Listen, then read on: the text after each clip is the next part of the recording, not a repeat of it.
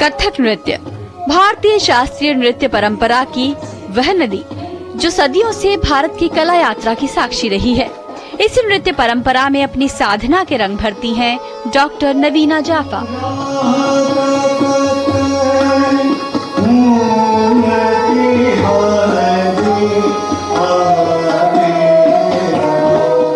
Doctor नवीना जाफा न केवल सुप्रसिद्ध शास्त्रीय नृत्य गुरु हैं, बल्कि कला विदुषी, सांस्कृतिक इतिहासकार और लेखिका भी हैं।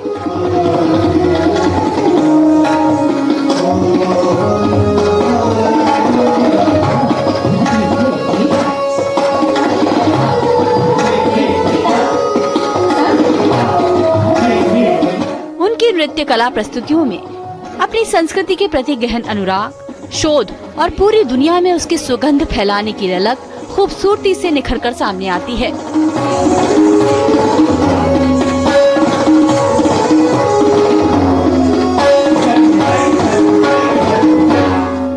डॉक्टर नवीना जाफा ने गुरु शिष्य परंपरा में कला और इतिहास और भारत की सांस्कृतिक विरासत का अध्ययन किया है। डॉक्टर नवीना जाफा एक सांस्कृतिक साधक के रूप में तो भारतीय संस्कृति को आगे बढ़ाने में योगदान देती ही रही है, लेकिन जब वे मंच पर एक कथक कलाकार के रूप में सामने आती हैं, तो उनकी नृत्य कला की गहराई देखकर हर कोई चकित रह जाता है।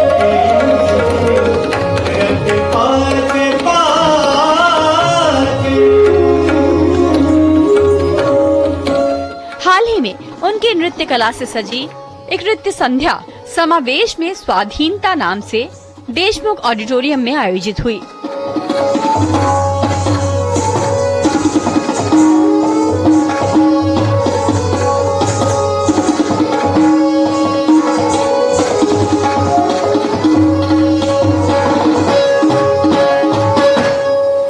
इस नृत्य संध्या में नृत्यांगना डॉक्टर नवीना जाफा ने अपनी नृत्य शैली, भाव प्रवण अभिनय और श्रृंगार और प्रेम से सराबोर भाव भंगिमाओं से दर्शकों का दिल जीत लिया।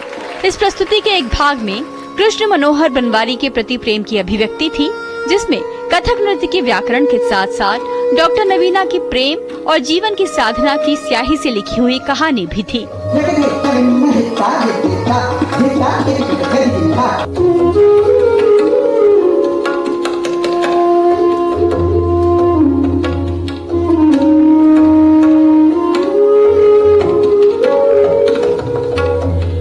चंदा और बादल का प्रेम भी था, जिसमें अटखेलियां और सिंगार रस की सुगंध भरी हुई थी।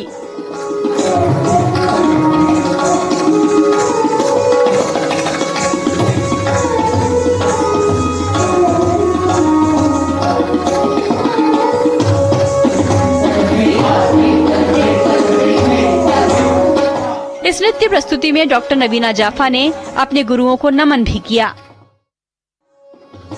इस नृत्य प्रस्तुति के बाद डॉक्टर नवीना जाफा ने डीडी न्यूज की टीम से खास बातचीत की। हमारा प्राचीन शास्त्रीय नृत्य है कथक, और आज हमारे साथ एक ऐसी कथक नृत्यांगना है जो एक बहुत खूबसूरत सोच को समेटकर उन्होंने नृत्य प्रस्तुति प्रस्तुत की है। आप हैं नवीना जाफा, जो कहीं ना कहीं इतिहास को नृत्य और संस्कृति के साथ जोड़कर एक अनुपम रूप अपने प्रोफेशन में देती आई हैं, और आज एक कथक नृत्यांगना के रूप में हमारे साथ हैं। नवीना जी, बहुत बहुत स्वागत है आपका। Thank you for inviting me Mamata ji. आपने ये जो समावेश में स्वाधीनता, ये एक टाइटल है आपके आज के डांस परफॉर्मेंस का, इसके पीछे क्या सोच निहित है? हर एक नारी कहीं ना कहीं पीड़ित रही है। वो शारीरिक रूप से निर्बल हो, मगर उसकी जो स्वाधीनता है वो उसकी मानसिक शक्ति है। हर एक नारी में वो कुंडलिनी जागृत है। तो आज मैंने 16वीं शताब्दी के 2 कवि का समावेश था, और उनको मैंने लेकर बिहारी और केशवदास को स्वाधीन पथिका एक वो नायिका है जिसको हर नायक उनको मजबूरी में सम्मान देना पड़ता है। तो ये उसका एक सेलिब्रेशन था, क्योंकि रोना पीटना तो चलता रहता है, पर आशा भी तो एक चीज है हर एक औरत में कि आप नहीं हारेंगी।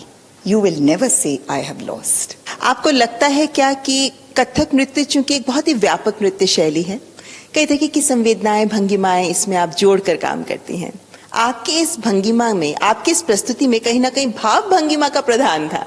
आपने सोच कर इसको इस तरीके से डेवलप किया। जी, कथक एक उत्तर भारतीय केवल एक ही नृत्य है जो शास्त्रीय नृत्य उत्तर भारत का है, और इसमें लोग सदियों से आते जाते रहे हैं, हर एक तरीके के प्रभाव रहे हैं, उसका समावेश, उसकी जो भावना है कि एक गंगा की तरह उसमें कितनी सारी नदियां बन गई कि वो कथक बन गया। ये वो कहानी थी। तो चाहे वो भंगिमा ये हो या हम मुकुट का हम करें इस तरीके से, या हम करें पेशवाज की गत जिसमें टेक्सटाइल्स को नृत्य में लेकर आ रही हूँ, या मैं रुखसार जिसको कपोल कहते हैं, एक बड़ा सुंदर कविता है कि ऐसे सुंदर कपोल ऐसा सुंदर रुखसार कि दोनों जो दाएं बाएं में सूरज चांद हैं वो शर्मा जाते हैं। क्या आपका अपना वास्तविक जीवन जिसमें आप संस्कृति के साथ जुड़ती हैं, आप पर्यटन के साथ जुड़ती हैं, आप ऐतिहासिक स्थलों के साथ जुड़ती हैं, क्या कहीं आपका ये जीवन के छोटे बड़े अनुभव एक आपके अंदर छिपी कथक नृत्यांगना को ये व्यापक सोच देने में अहम भूमिका निभाते हैं? हाँ, तो जैसे एक कैलाश का मंदिर है एलोरा में, तो जब वहाँ पर मैं पहली बार गई तो कह देख ही लियो सारा जग देख ही लियो। तो भाई हम भी गए वहाँ पर, तो हमने भी आंगिकम भुवनम जो अभिनय दर्पण का वो है कि सभी चीज में शव तो शव ही रहेगा जब तक ई न जुड़ेगी, शिव बनेगा तब जब शक्ति जुड़ेगी। तो जब मैं पर्यटन में भी जाती हूँ तो उसको जोड़ती हूँ मैं, क्योंकि नृत्य तो एक यात्रा है, मुझे लगता है अनवरत जारी रहती है, आपके रियाज में भी जारी रहती है, और एक जैसे आपने आज बताया कि कई महीनों से आप इस प्रस्तुति के पीछे मेहनत कर रही थी, तो यहाँ से आगे अब एक नई सोच शुरू हो जाएगी एक नए पड़ाव के लिए। बिल्कुल। मैंने कुछ विजुअल आर्टिस्ट से बात करी है, कुछ टेक्सटाइल डिज़ाइनर्स से बात करी है, और कुछ डेवलपमेंट कम्युनिकेशन के लोगों से बात करी है, क्योंकि ये जो स्वाधीन पत्रिका है ये केवल भारत की नारी की पीड़ा नहीं है, ये पूरे विश्व की नारी की पीड़ा है। तो मेरा ये है कि विजुअल आर्टिस्ट, पोएट्स, साहित्यकार, परफॉर्मिंग आर्टिस्ट वगैरह ये लोग सब जो हैं, सब मिलकर not only from India but from outside, I will be inviting people to join me for a multimedia project on Swadhin Patrika. तो जाहिर है कि एक और नई सोच और नए कार्यक्रम की प्रस्तुति के लिए पहले ही विचार तैयार हो चुका है नवीना जाफा जी का, और हर कलाकार जब प्रस्तुति देता है तो उसमें अपनी आत्मा डाल देता है, वही हमें यहाँ की आज की इस प्रस्तुति में भी नजर आया। कैमरामैन रविंद्र के साथ ममता चोपड़ा, डीडी न्यूज, दिल्ली।